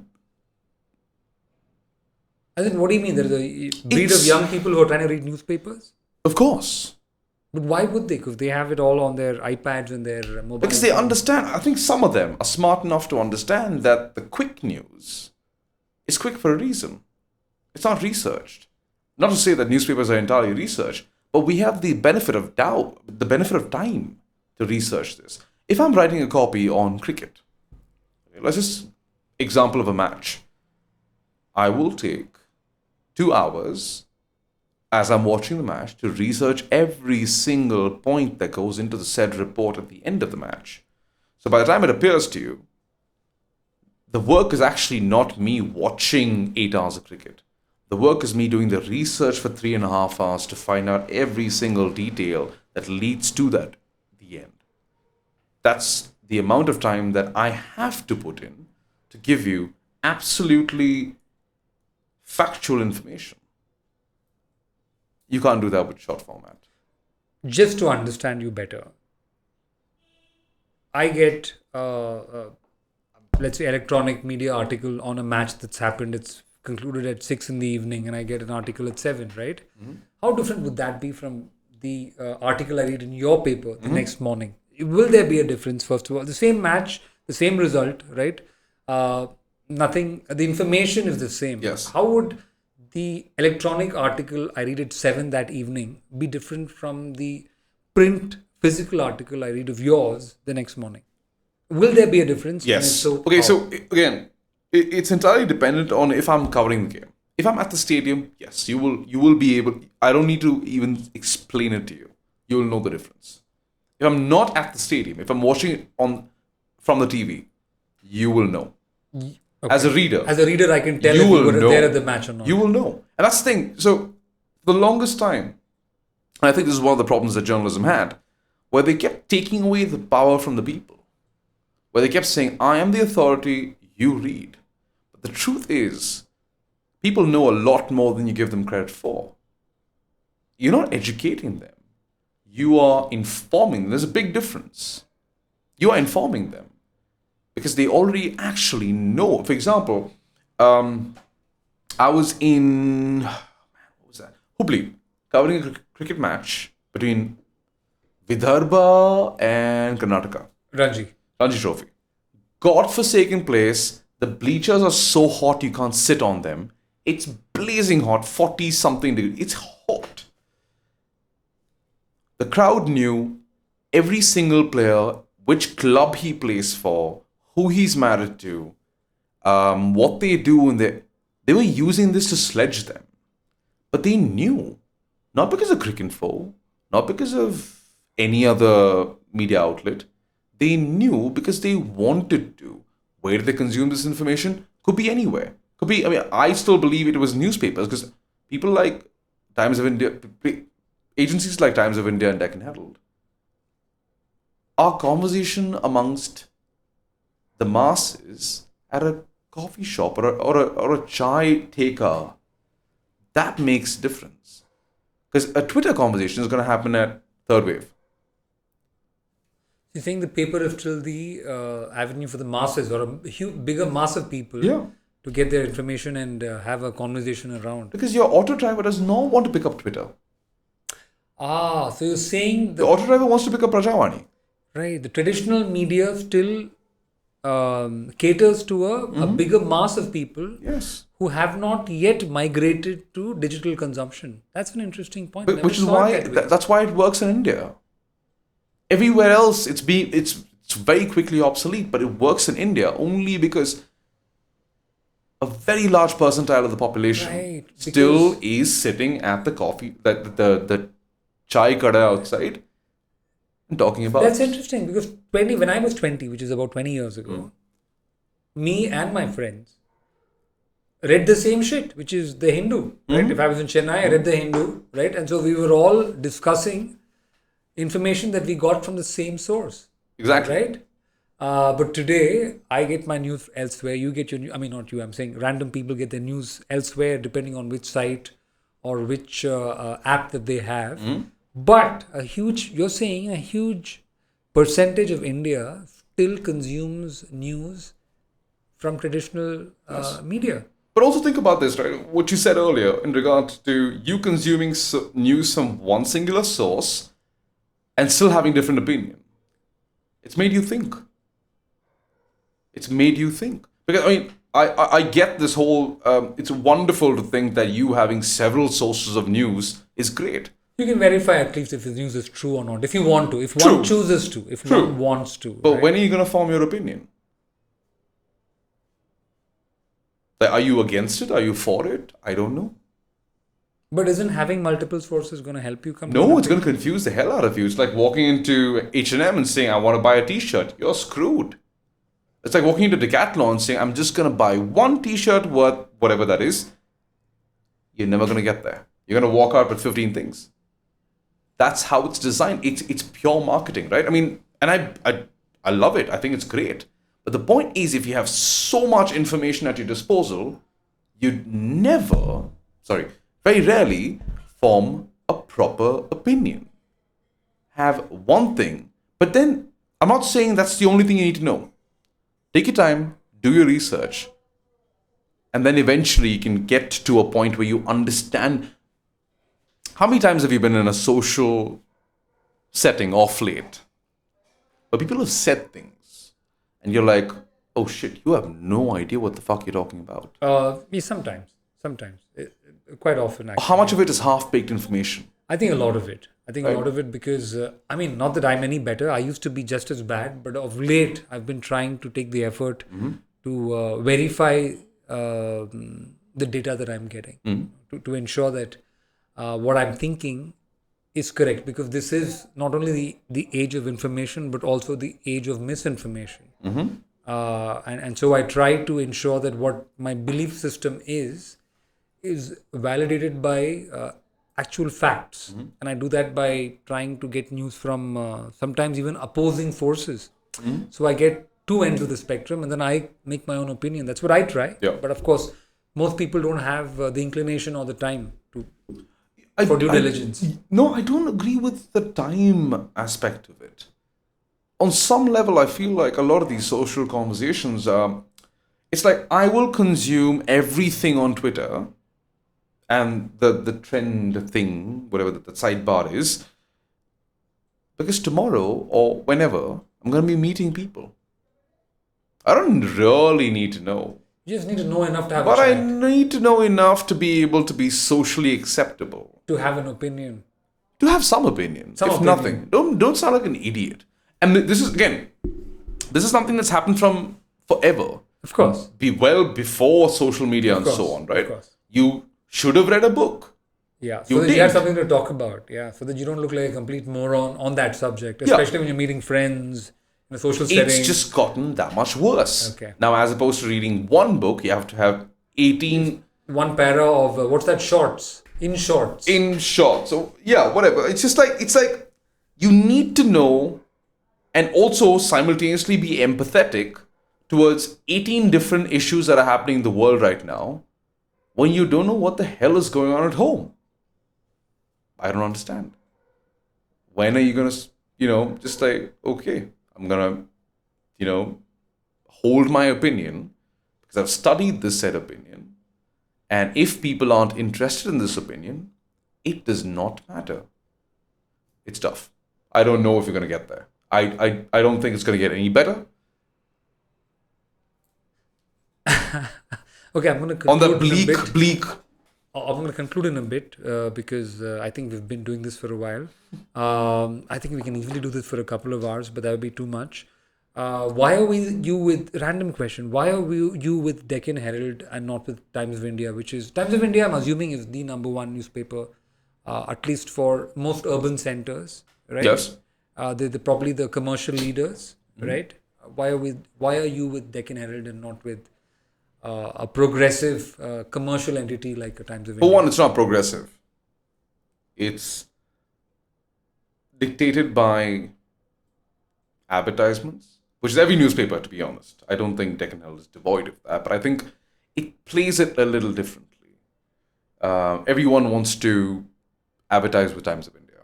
It eats into so much of their space, but they don't. It's not like the crew that they have is not good. They have a very, very good team. They don't have a choice. Across all and every single franchise that Times of India has, they don't have a choice. They are effectively enslaved. I couldn't stand the thought of that. But isn't that what makes them more successful commercially than a Deccan Herald? Isn't there Who's getting the money? I mean, the company, of course. What about the employees? Don't they? No.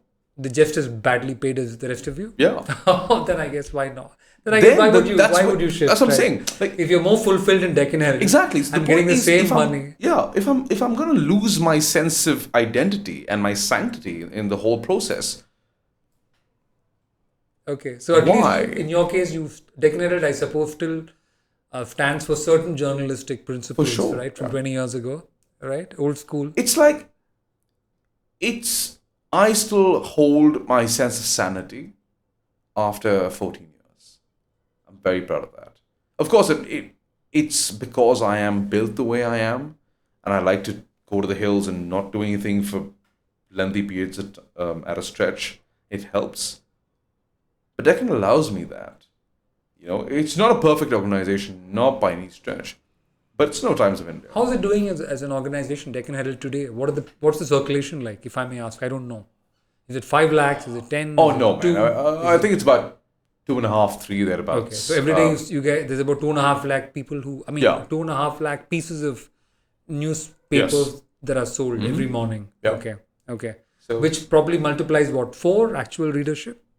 Yeah, Right. that's what they claim. But I mean, So if you have 2.5 lakh papers, is about 10 lakh readership, roughly. that's assuming. I'd say it's closer to like 7. Okay, 7. thereabouts. Okay, okay, Yeah. okay. Times of India is about 4, which is 30% more than your. And what are the other leading newspapers in the city? Vijayavani. Prajavani is doing fantastically well. Vijayavani is doing very well. So those two are the ones that are seriously battling it out right now. And in the English languages, it is what? TOI, Deccan? In Karnataka, it's TOI and Deccan pretty much. Okay. The Hindu it was doing pretty well for itself 5 years ago. Not so much now. No. And what about the Express? Where does that stand? We don't get the Indian Express here. Oh, I see. Okay. Yeah, okay. we only get the new Indian Express here. Okay. Which is no. They're not. I'd say, man, a far 50,000 sort of readership. Right. Less than maybe. That Cunningham Road building. Yes. That is the new Indian Express. Yes. That's a huge, old, iconic building, and they've come down to 50,000 people a day. Yeah, I mean, it began as the Indian Express, which is A fabulous organization. The Goenka God, group, right? beautiful. Yeah. Some of the best journalists in the country are from there, even now. Yeah. It was, But- what can I say? A place where doyens have come out of in the industry of journalism, right? Yeah, that changed, I mean, very quickly. But that's the fate of all these places. Like, one of the reasons why I think an establishment like the Hindu is losing traction is because they're losing sight of who they are. Yeah. Identity is so important for a newspaper. Times of India never lost it. They walked in saying, I will be this, I will make money. Never changed. Deccan Herald, constantly vacillating between, I want to be ad friendly, simultaneously news friendly, simultaneously feature friendly. So there's this constant moral battle that they've gone through. The Hindu held on to its morals for so long that now I think it's just, you don't know where to go. It's a sinking ship. It's the Titanic with like this. It's brass band. But do you think what do you think is the future of print journalism? It's just going to fade into electronic over time? I don't It's think gonna so. merge? I don't think so. I mean, there will be, of course. I think it'll happen, but I don't think it'll happen as quickly as people claim it will. A lot of people, a lot of very, very intelligent people have said 5 years. That's not going to happen. At least in India, it's not going to happen. Will it happen in 10? Because a huge mass of people are still depending on newspapers for their news. Yeah. Right. That's interesting. Actually, I didn't see it that way, but it makes sense. Because while you and I might have iPhones and all the apps that support, and of course we get a lot of our news unfortunately from Facebook and WhatsApp, even worse. Exactly. Right. But a huge percentage of our country still wakes up in the morning and reads the news. No, forget about, you know what? It's not even about waking up and reading the news. What do you do to buy time? Right. As an auto driver, what do you do to buy time? Right. Like that's when it hits. Right. Because You got to hold something in your hand that's physical. something, you got to do something. It just makes sense. And what's your plan as an individual, as a professional? Man, in the this next is 5 years, how are you going to navigate? The last question, we're going to wrap with this. How are you navigating? In a little bit of an existential crisis of late, but it's that midlife thing, man. No, our lifespan is not 80 anymore, so let's just. I don't know. Actually, to be honest, it's not scary though. I think one thing I will tell you, as someone a little older than you are, the possibilities are only increasing with time in anything, and especially with news and I guess information, and I think now information has also become entertainment to an extent, and sports of course comes in the field of entertainment. I think there'll be enough opportunities. I don't know. Different media, but I think the scope for information is not going to go away. You know what, man? I mean, it's one of the things that I've spoken to a very close friend of mine about a lot, right? It's just, we're so privileged. All of us are so privileged. We're sitting here talking about difficulties of such first world problems, right? We'll figure it out. That's just it. That's just it. Privilege gives you time to introspect, time to think, time to feel, time to... And with all of those things, you can do anything you want to. When you don't have that privilege, of course, that's a different problem. But when you have the privilege, I don't know, maybe tomorrow I'll become a professional rock climber, which I do. Maybe, I don't know. Tomorrow, I'm saying as far as journalism is concerned. I don't know. Okay. I genuinely don't know. Do I love journalism? Yes, I love what it stands for. It's as much... It's like, do I love Hinduism? Yes. I love the nascent form of it, which is not a religion, it's a science. I love it. Do I practice the new form of it? No. Talking about Hindutva. Right. Okay. It's just like, even Hinduism, I don't practice it in any which way. But it was never meant to be practiced. It was meant to be lived. There's a difference. Like, it's the same with journalism. You don't practice it. You live it. You do what you should do on a day-to-day basis to enjoy it. You don't have to complicate things. You just be a part of it. I mean, we are so fortunate that we are. And, along the way, if things change, you figure it out. Figure it out as it comes, yeah. Anyway, thank you so much for this giving is dope. us and giving me your time. I don't know how the experience was for you, but it was It was very really entertaining. cool. Because you're unique in many ways, and it's been a very unique And conversation. I've heard my mother say that. It's never a good thing, man. When she says you're unique, I'm like, Ma, this is not good. Thank you so much. I hope you enjoyed this as much as I Good. did. This is really good. Thank you. I hope reaches out to more people than it usually does. Thank you. Bangalored.